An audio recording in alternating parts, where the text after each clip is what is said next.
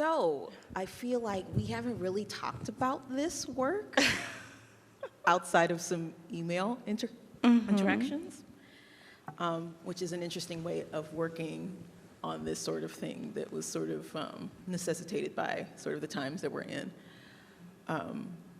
So I guess I'm curious, I saw that you had a lot of work from Don McElvain, who, if you're not familiar, amazing West Side muralist, cat, like outrageous. So it was very interesting seeing this intimate film from, I mean, presumably people that he knew. And Peter Kuttner, also wonderful human being. Oh, those Kuttner films were my favorite.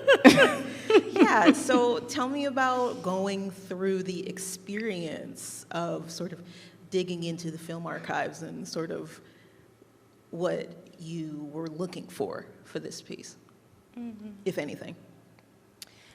Yeah, thank you for that thoughtful question.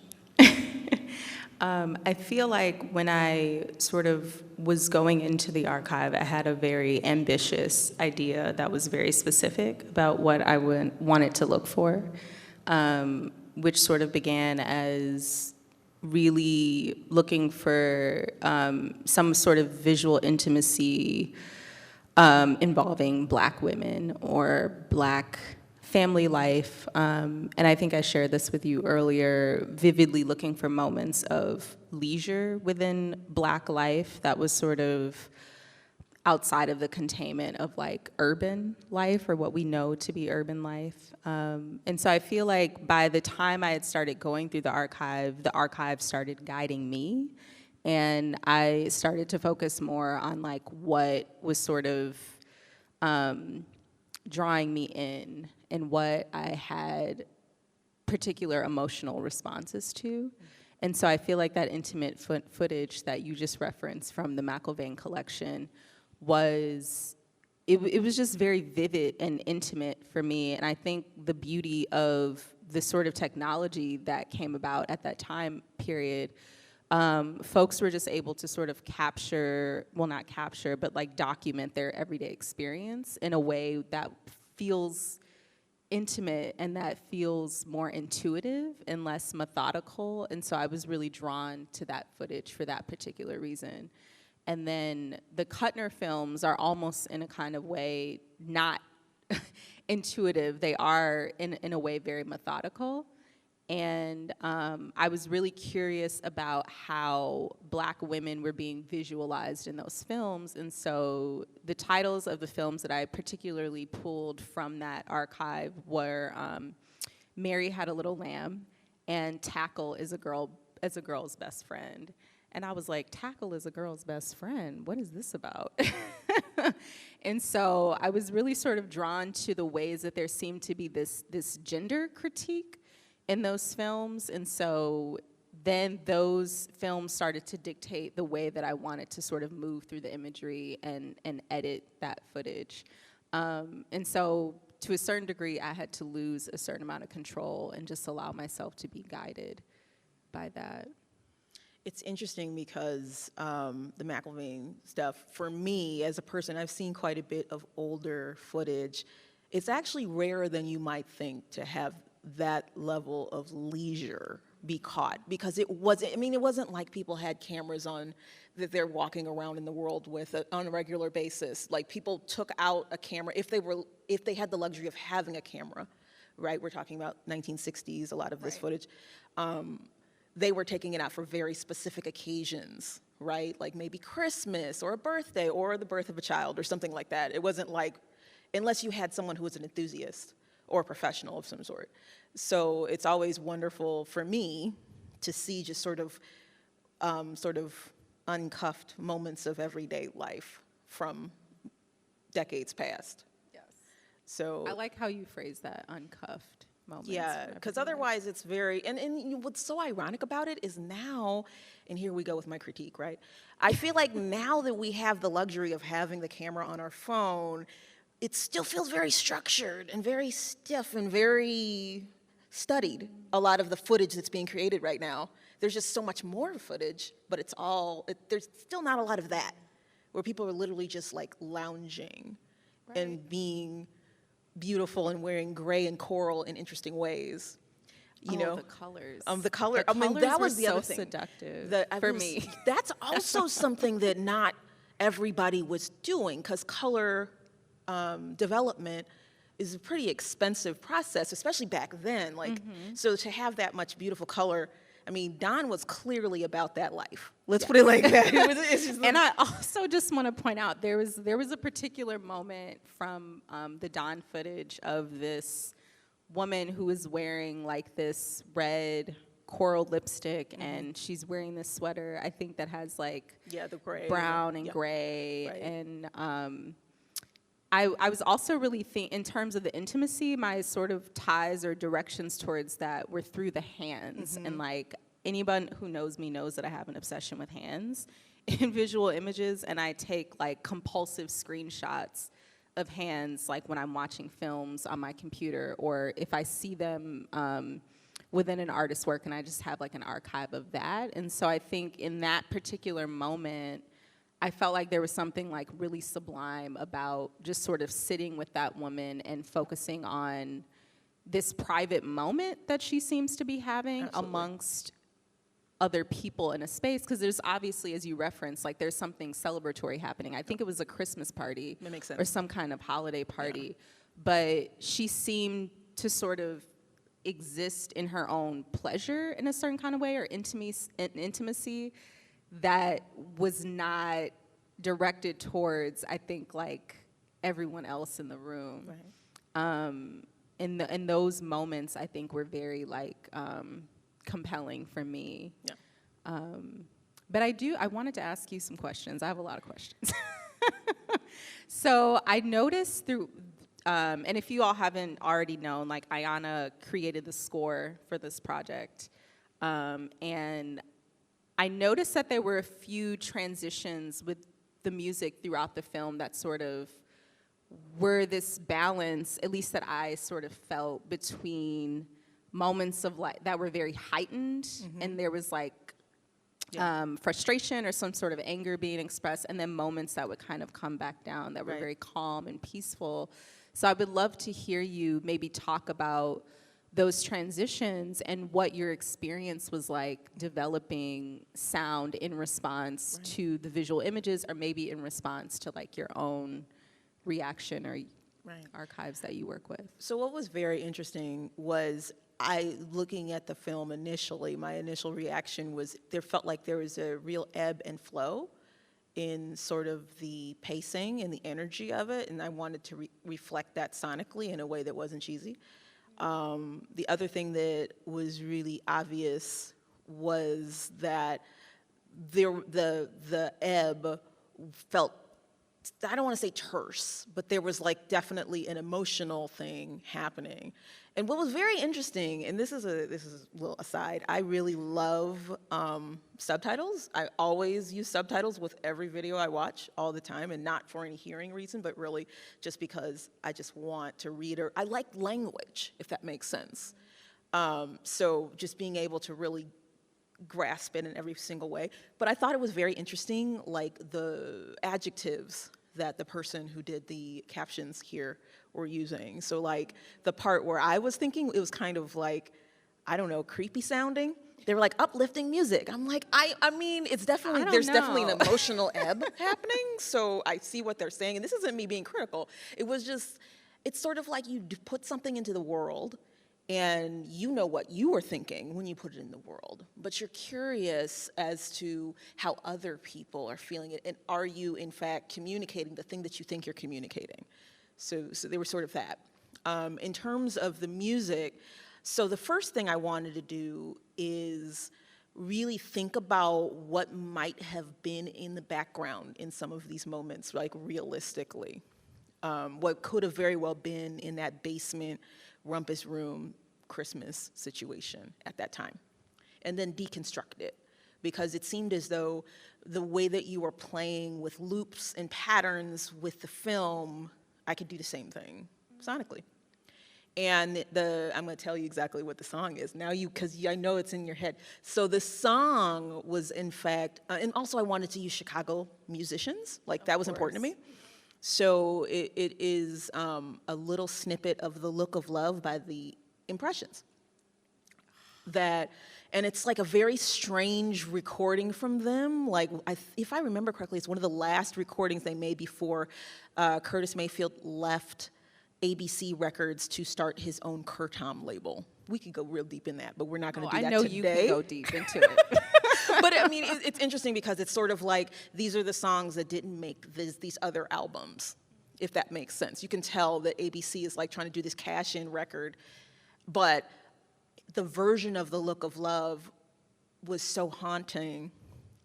And it also has this feeling of, so before people were stepping, they were walking and they were bopping, right? And I wanted that feeling, that movement, that sensation to sort of be the guiding rhythm that pulled us forward in this.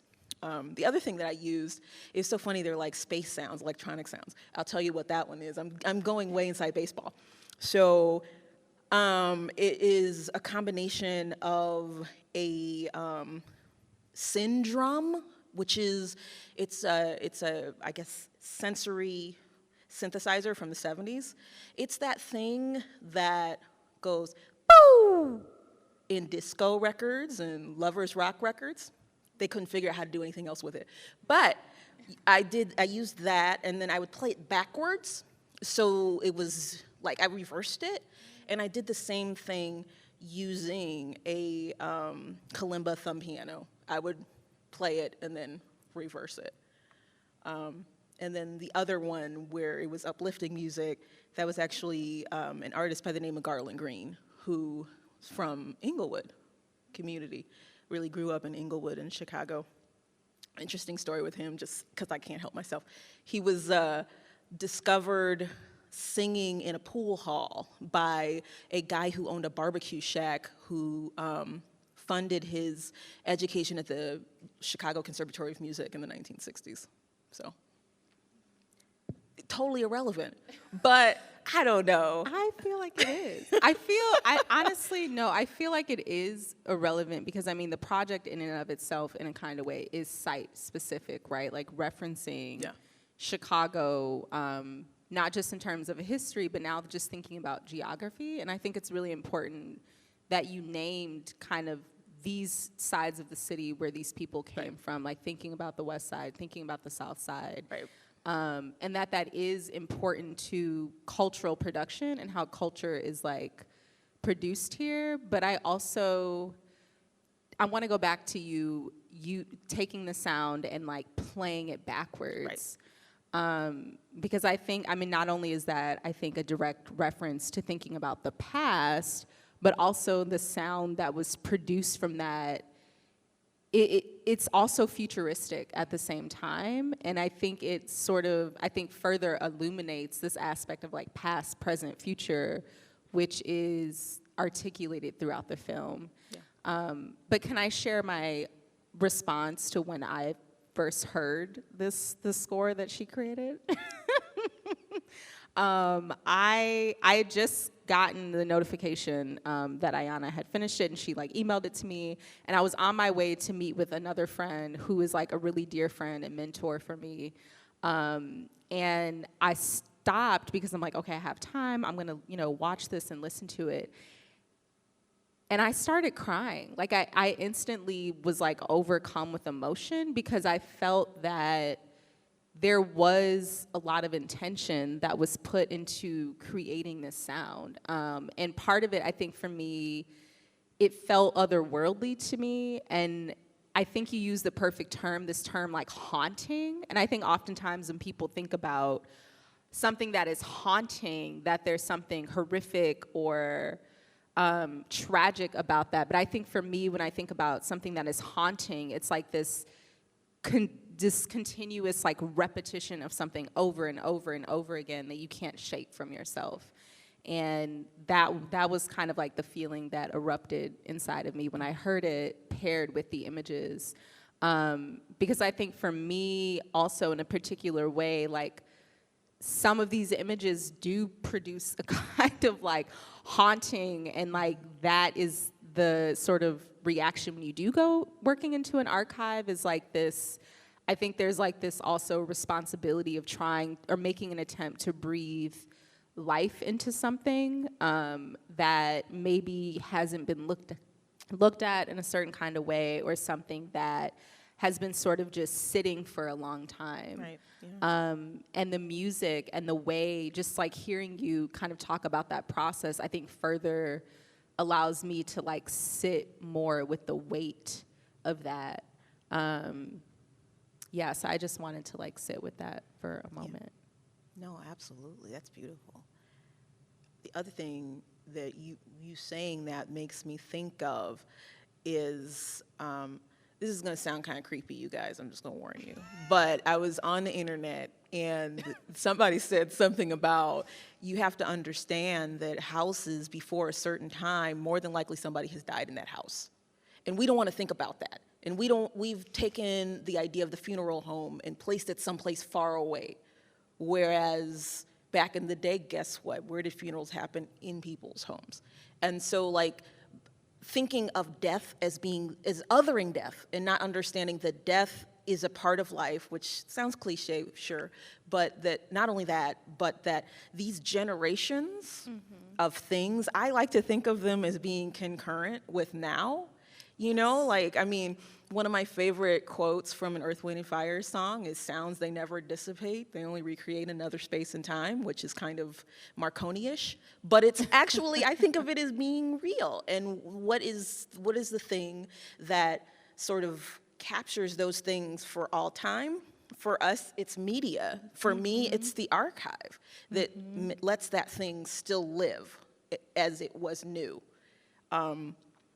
I had a residency at the arts incubator as well, through Arts in Public Life back in the day, actually working with my archival materials to do the book that Allison mentioned.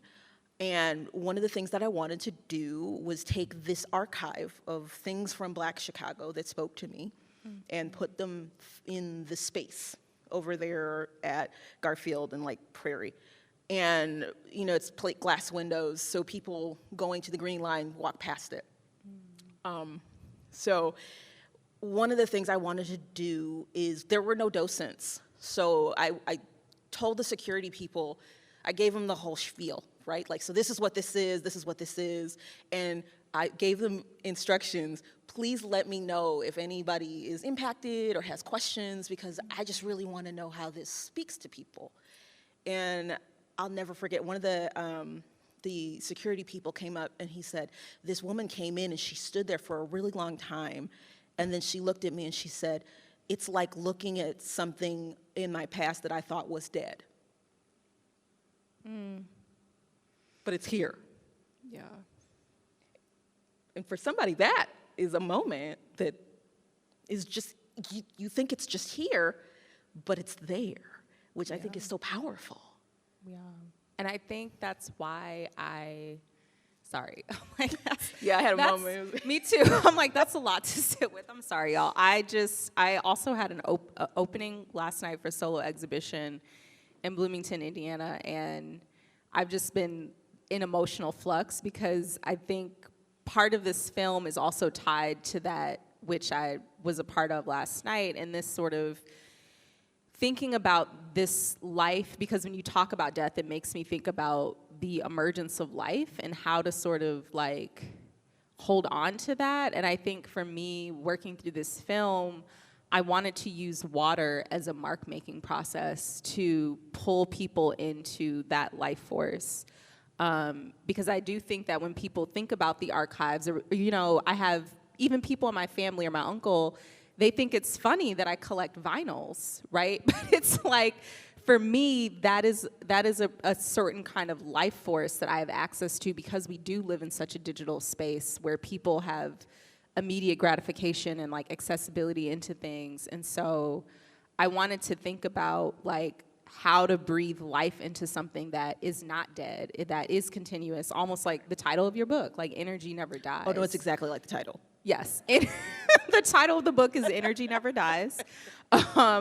And it's going back into that concept, and like I wanted to I wasn't directly thinking about that book, but also this idea that like these archives and these images, the images that I'm collecting of like my everyday life, of the water, of my family when I am with them, it's like those are like particular moments that I feel are infinite, and they're not as ephemeral as we think that they are.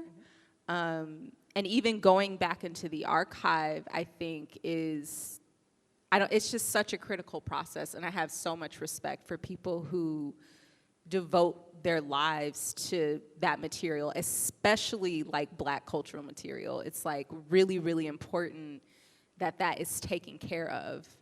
And so part of this was also like, if we're thinking about the future of Chicago, how are we taking care of like this Black cultural material? Like, who are the people who are making sure that these materials don't die out, and that they're present in a certain kind of way, or that people have access to them in the way that that woman on the street had access to like a certain kind of archive that you're tapping into. Right. And then, understanding that it's not writing that thing off as being nostalgia. Like, oh, wow, those fashions are so cool. Or I really love the almond-shaped nail that really speaks to a certain moment, or this particular color of nail polish, or what have you. But really thinking of, and me being selfish, harvesting that power that is inherent in a lot of this material. Like when you hear it or see it, it's stunning because what it is full of, the life force that it's full of, Right. is still rich, and it's still fervent, and it's still got that joie de vivre. Do you know what I'm saying? Like, that is a real thing, and it never gets old for me, Yeah.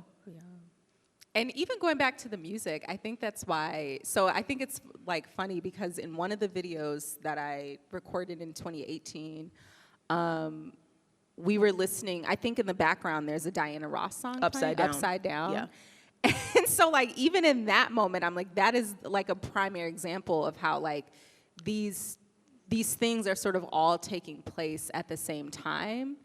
And that was like really intentional. And so when I hear that kind of music, or if I'm listening to Dusty's, because you mentioned the Impressions, I'm like, I love the Impressions. I love the Four Tops.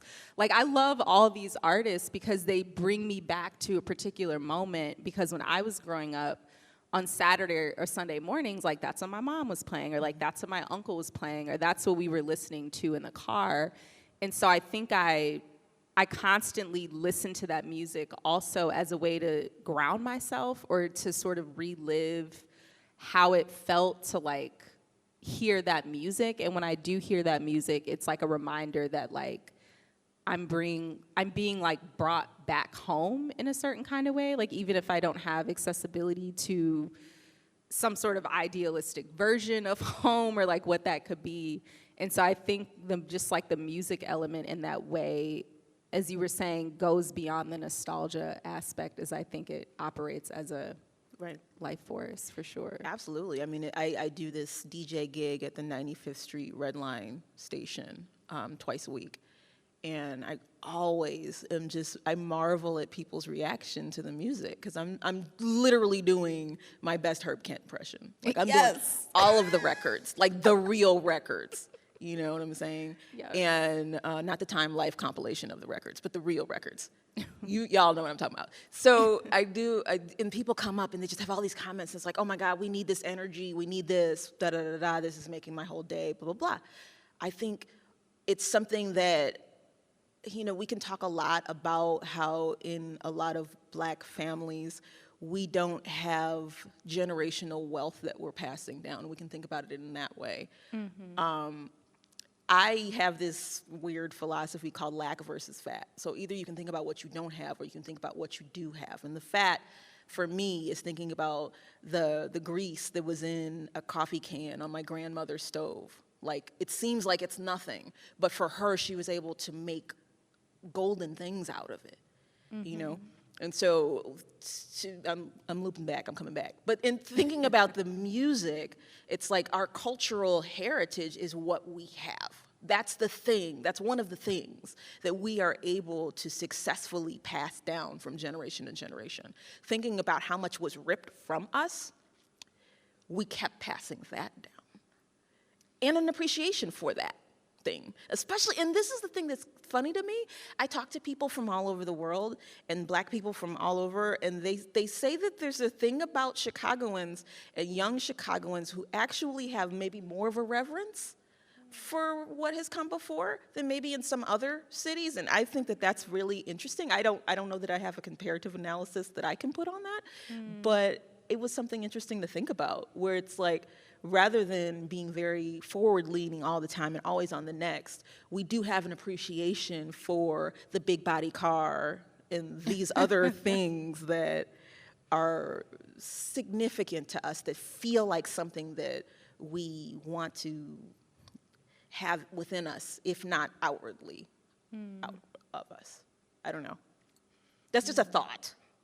Yeah, but I also, to bring it back in a different way, it also kind of goes back to, I think, even the kind of things that you're thinking about through this like cultural preservation work and thinking about Black Chicago.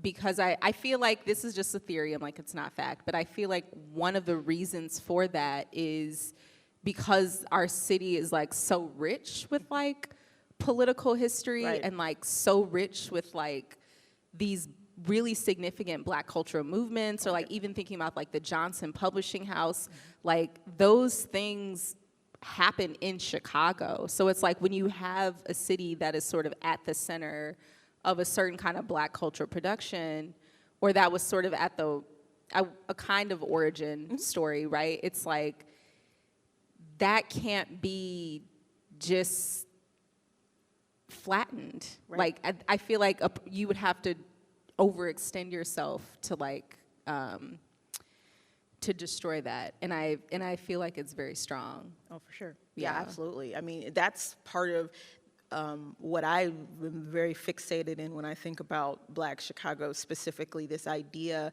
that what we were doing, I don't know if there was like an overarching intuition to do it, but we were really creating our own identity, like a brand new identity rooted in self-determination that still speaks to people today. And we're still speaking that language and don't even realize sometimes that the language that we're coming up with was birthed here. So like, for instance, okay, I'll give you an example. So in my book, there was a little bit of conversation about whether I was gonna be capital B Black, where I was gonna use capital B Black in the whole book. I was like, I am, in fact, because, and I don't know if you guys follow this, but AP Style last year decided that B in Black can be capitalized when you're talking about a people group.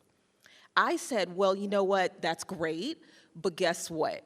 I'm using Ebony Jet Style, and Ebony Jet capitalized the B in Black. And it wouldn't make sense for me to write this book in any other way. And Right. thinking about like that sort of like audacious way in which to speak about things and speak about ourselves and define ourselves, you know, is like really powerful. And even on the topic of like self-determination and thinking about like this parallel between like self-definition and collective definition, one of the things that I was also sort of thinking through the archive is this kind of like, I guess like queering the archive and like really locating queerness within Chicago's history. And I think more recently for me, I've sort of been activating that through the persona and the life of Lorraine Hansberry.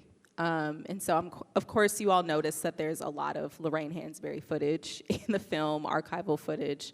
And I was really kind of thinking about, like, what was this kind of determination that I could tap into through the work of Lorraine Hansberry, but also just, like, as a person. And also sort of referencing things like the party that was happening like in front of that Kuttner footage, or thinking about Angel's performance at the MCA and like really trying to complicate the archive in that way.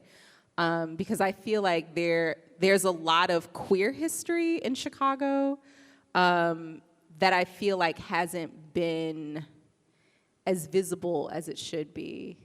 And also I think is another way to just like think through identity and what it means to be like determined as well. Yeah. Yeah, I mean, I think the thing about the Lorraine Hands, she's one of those people, you know, died way too soon, that there's just, and it's a blessing that she was as well documented in her moment and heralded in her day. Yes. But I think about her and Diana Sands, think about a lot. But her specifically, because if you know anything about her career, her unfinished piece, Young, Gifted, and Black, they wound up being completed. But thinking about that, that's where the song came from, the concept for the song initially, Young, Gifted, and Black came from that work. Thinking about sort of what she was really grasping onto, and even in the pieces that you pulled from the video, about how she was talking about, it doesn't have to be about the kings and the queens, it's about the minutia, it's about the untold stories, I think is something that I'm really glad that you like threaded through this, because anytime that you can elevate somebody that otherwise maybe, I don't want to say is lost to time, but I think as generations progress, fewer and fewer people are saying her name. They're saying Baldwin, and God bless Baldwin. Oh, love Baldwin. But he lived long enough to where he was like, the hell you won't. You will speak my name. Whereas she passed away, right? You know what I'm saying? And right when she was arguably at her, just entering her creative peak. Right. And also just to tie it back to Young, Gifted, and Black, I read it this past summer, reread it this past summer, and I was spending a lot of time with that book, and that's actually where I pulled the title of the film from. If you've read Young, Gifted, and Black, what I really love about it is that it sort of breaks apart Lorraine Hansberry's career in a way that invites you into some of her letters, or into very sort of private moments in her life. And this word infinite came up several times within Young, Gifted, and Black. And a part of me feels like, and from experience of reading, she wrote 5 short lesbian stories under a pen name. At the time, she identified as a lesbian but wasn't open, but she wrote these really just like heart-wrenching short stories. And in one of them, she actually, in a kind of way, as I'm thinking back to the infinite, feel that she knew that her time on this earth was very limited, because the story, in a way, was an exact mirroring of how she died and how she passed away. And it was cancer. And and I just think about that, like this idea of the infinite and like what's able to live on after a person is no longer here. And I think that sort of in thinking about Baldwin, I think people are wanting to reach back into Lorraine's archive and into her life because it hasn't been studied enough. And beyond A Raisin in the Sun, she wrote so many other plays that were hyper-political, that were sort of rooted in Marxist and communist theories, and of course people were not ready for that at the time, especially from a Black woman and a Black queer woman. And so just to kind of like honor that, I think that I'm also happy and grateful that like folks are sort of interested in that conversation, because like you said, it's like everyone talks about Baldwin, but it's like, what about Lorraine? Yeah. You know, and her contributions. There's a long list of whatabouts Yes. that I'm happy to help instigate, for sure. And I'm glad that you're also a co-conspirator in that. It's powerful. So it is 2:27. I work in radio, so let me tell you what. If I'm not prompt, the show doesn't go on. So we said 2:30, yeah? I definitely want to thank everybody who made this possible. I'm glad that you reached out to me. It had to be do you. it. Yes. One last thing I just wanted to note, because we've talked about sort of the infinite and energy never dies, and this is not a commercial for my book, but since we brought it up, the reason why I called it Energy Never Dies is that I was at my kitchen table with my grandmother, who Holy Angels Parish, wound up going to Hirsch High School, did the whole movement, South Side movement thing, very rooted in Chicago, really dope woman. She found out she had stage 4 cancer. And everybody in my family was flipping out. And she and I, we were sitting there just really at peace with it, because let me tell you what, she lived her life. Do you know what I'm saying? Everything that she ever wanted to do, that she thought, that everyone told her as a black woman she could not do, she did it, or found a way to make it happen. And so what she said to me, she said, I know everybody's flipping out, but you know, at the end of the day, energy never dies. And so like when I thought about that, that's such a great way to sort of think about this and think about just in general, everything that I've experienced like with this archival material, and what it's really, what's resonating with me is that concept that, yeah, absolutely, it doesn't. It doesn't dissipate. It just recreates in another space and time. Right. Totally. Yes. I didn't even cry, you guys, because, yo, I am almost exactly cried. that person. Oh, no, sorry, Allison. Yeah, I mean, because I just, you know, it's so true, though. I mean, it's still here. I mean, I was with my mom maybe like a month and a half ago or 2 months ago, and pulled up a photo of me and my grandmother that I had not seen in a very long time. And you're right, like it doesn't die out, right? So it's like, I also see it as a kind of like honoring ancestors in a way where it's like, even if they may not see it themselves, we can live it. Or it's lived through us. Right. We're continuing that. Like every day we get up in the morning, like we, you know, we are ancestors' wildest dreams, whatever, but really, we actually are. Yes. Yeah. Thank you all for coming to this. And thank you to Chicago Humanities Festival, Allison, and thank you to Nancy from Chicago Film Archives also for just being so generous and allowing us to use this footage, and everybody else who took time out to come. Thank you so much.